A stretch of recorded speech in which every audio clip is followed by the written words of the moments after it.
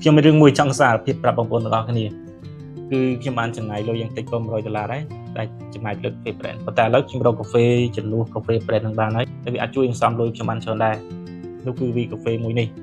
ដែលចំណុចពិសេសទី1របស់កាហ្វេនេះដោយសារតែគ្រាប់កាហ្វេតែម្ដង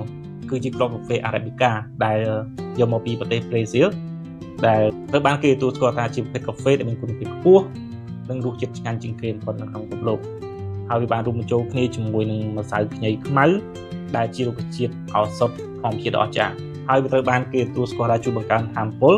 បង្កើនកម្លាំងនិងជួយថែរក្សាសុខភាពទូទៅរបស់យើងបានល្អប្រសើរផងដែរ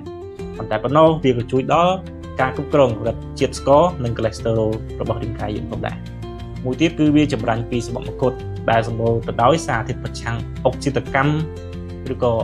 antioxidant ដ៏ខ្លាំងក្លាគឺវាជួយប្រឆាំងរ៉ាឌីកាល់សេរីនិងជួយគ្រប់គ្រងដល់ប្រព័ន្ធភាពស៊ាំរបស់រាងកាយយើងផងដែរអញ្ចឹងយើងញ៉ាំកាហ្វេហើយទទួលបានការការពារសុខភាពថែមនេះជាអ្វីខ្ញុំចូលចិត្តអត់ទាន់អស់ទេគឺចុងក្រោយគឺវាផ្សំជាមួយនឹងផ្អែមណាណូឬក៏ស្ករណាណូដែលជាបច្ចេកវិទ្យាមួយដែលជួយបំបែកសារធាតុគ្រោះថ្នាក់ដល់សុខភាពដែលចេញពីស្ករអញ្ចឹងវានៅសល់តែភាពផ្អែមសុទ្ធញ៉ាំទៅគ្មានកង្វល់ទេអញ្ចឹងវាល្អសម្រាប់អ្នកដែលបារម្ភពីជាតិស្ករនៅពេលយើងញ៉ាំកាហ្វេណាជាងអាចញ៉ាំអានេះបានដូច្នេះ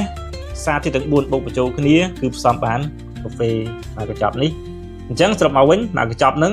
គឺរសជាតិកាហ្វេពិតប្រាកដឈ្ងុយគឺកាហ្វេ Arabica 100% ទទួលបានថាមពលពីធម្មជាតិសម្រាប់ភាពស្វាហាប់ពេញមួយថ្ងៃសម្រាប់ការពេញការងាររបស់យើងក៏ដូចជាជំរើសឆ្លាតវៃសម្រាប់សុខភាពដែលជាតិផ្អែមរបស់កាហ្វេនេះគឺមិនបង្កគ្រោះថ្នាក់ដល់សុខភាពទេអញ្ចឹងដែលញ៉ាំកាហ្វេនេះគឺខ្ញុំកំពុងតែវិនិយោគទៅលើសុខភាពរបស់ខ្ញុំអត់ទាន់អស់ទេណាអ្វីខ្ញុំប្រាប់បងប្អូន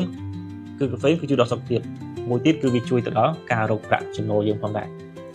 អញ្ចឹងក្រៅពីញ៉ាំដើម្បីផ្ដល់ថាមពលនិងភាពស្រស់ស្រាយប្រចាំថ្ងៃយើងអាចបង្វែរចំណង់ចំណូលចិត្តរបស់យើងក្នុងការញ៉ាំកាហ្វេនេះទៅជាឱកាសរកចំណូលបានធំផងដែរអញ្ចឹងយើងលក់ផលិតផលនេះគឺជាផលិតផលមានគុណភាពខ្ពស់ហើយតម្រូវការទីផ្សារក៏ខ្លាំងដែរដាច់ស្តុករហូតអញ្ចឹងយើងនឹងទទួលបានប្រាក់ចំណេញខ្ពស់ដោយមិនបាច់ចំណាយលុយដោយការកាត់ស្តុកចូលច្រើននោះទេ